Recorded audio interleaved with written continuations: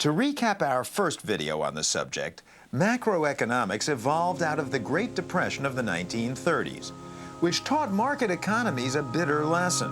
They didn't automatically adjust to bad times, didn't automatically emerge from the downturns of a cyclical economy in the short run.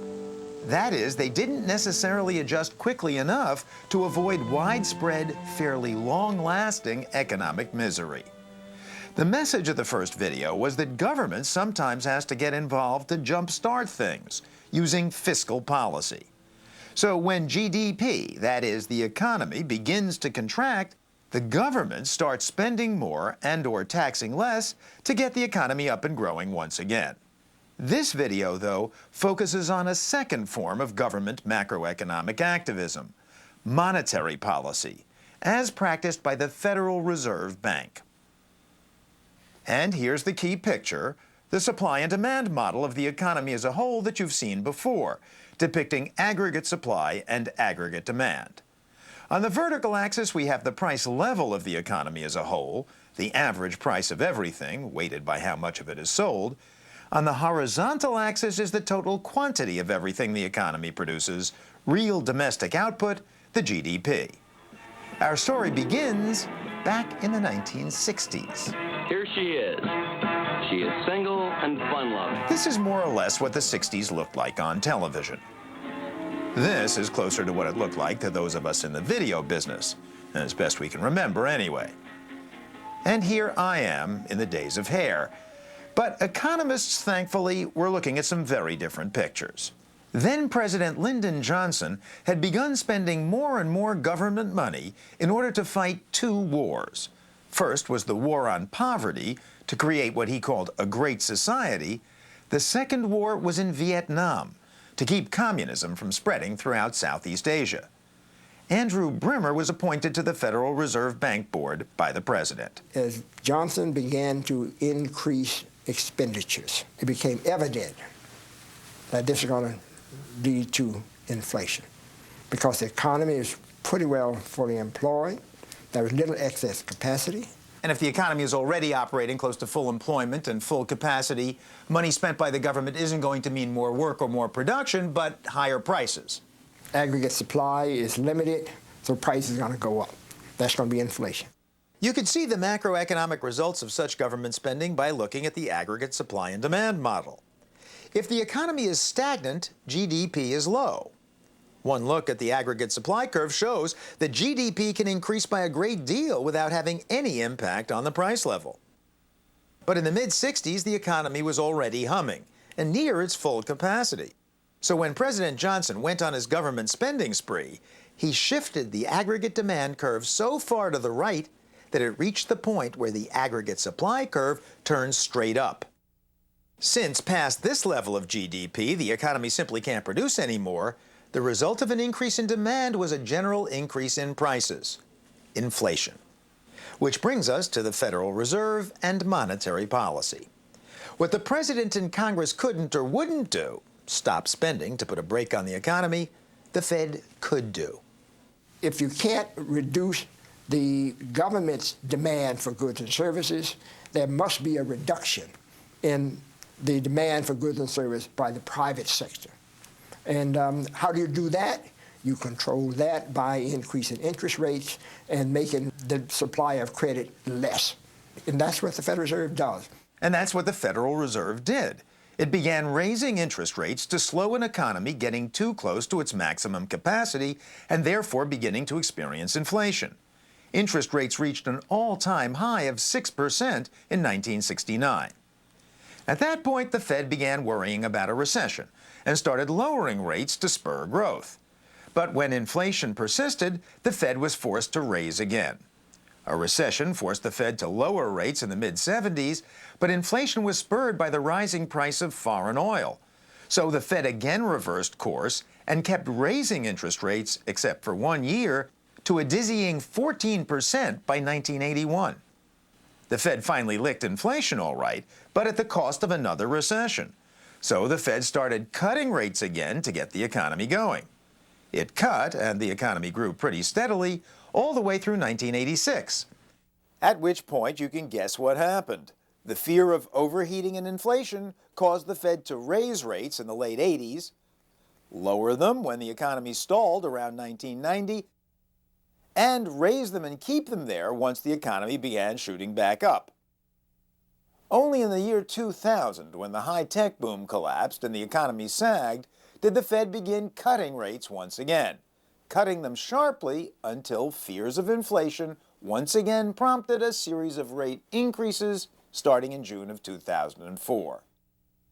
Now, all this raising and lowering is what's called fine-tuning, as the Fed fiddles with the money supply to keep the economy in between inflation and recession. The next question, though, is how does the Fed actually affect the economy's rate of interest? As the Fed's own cartoon was designed to illustrate, our central bank increases the amount of money circulating in the economy when it wants to lower interest rates, since when there's more of something, its price tends to go down. That's all a lower interest rate is, a lower price for money, which will make people willing and able to borrow more of it. The more they borrow, the more they tend to spend, boosting economic activity. But eventually, the theory goes, this will cause prices to rise dangerously. The fear of inflation then prompts the Fed to decrease the amount of money in circulation, which raises the cost of money. Same logic as before. If there's less of something, its price goes up. A higher interest rate discourages borrowing and slows the economy back down. Now, by money supply, we don't mean the actual cash circulating in the economy. Yes, the Fed is in charge of currency, but all the bills and coins in America add up to a mere 10% or so of the nation's money supply. Most of our money, of course, is in the form of deposits, in banks, mutual funds, and the like, and changes hands via check or credit card. Currency is for the small stuff. The decision to change the overall money supply and thus speed up or slow down the economy is made behind closed doors every 6 weeks at this room in the Federal Reserve Building in Washington. It's a highly secretive affair. What we mostly see of it is the Fed chairman, from 1987 to the present, Alan Greenspan, periodically and patiently explaining the Fed's overall view to Congress, without saying what the Fed is actually going to do. Clearly, the Federal Reserve will have to monitor carefully ongoing developments for indications of potential inflation or a strengthening in inflation expectations. To understand the process behind such pronouncements, we assembled a mock Fed meeting of our own, featuring a few former members of the so-called Open Market Committee. It started with the usual staff report delivered here by a former Fed staffer. Velocity of M2 and M3, the ratio of GDP to these monetary aggregates, seems to have risen. So net of all of these factors, the staff views that the GDP outlook is for about 3 to 3.25% growth. This mini-meeting was smaller and simpler than the real thing, but the economic data were real, so was the format, and so was the main problem: whether or not to change short-term interest rates, and if so, by how much. Before we continue with the meeting, though, a technical question. How does the Fed actually control the money supply and thus interest rates? The Fed's most visible tool is the discount rate. That's the interest it charges banks for overnight loans. These loans don't really amount to much in terms of the money supply, but the discount rate is watched closely because it reveals how the Fed will wield its most powerful tool, its open market operations. If the Fed wants to lower interest rates, it goes on a sort of spending spree. Technically, it buys up IOUs of the U.S. government, like Treasury bonds or Treasury bills, from securities dealers who trade them.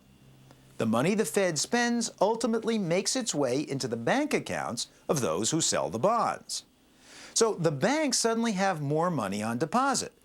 That means they can charge less to lend it out, lower their interest rate. By contrast, when the Fed wants to slow down the economy, it starts selling Uncle Sam's IOUs, better known as U.S. Treasuries. In the process, it sucks money out of the banking system.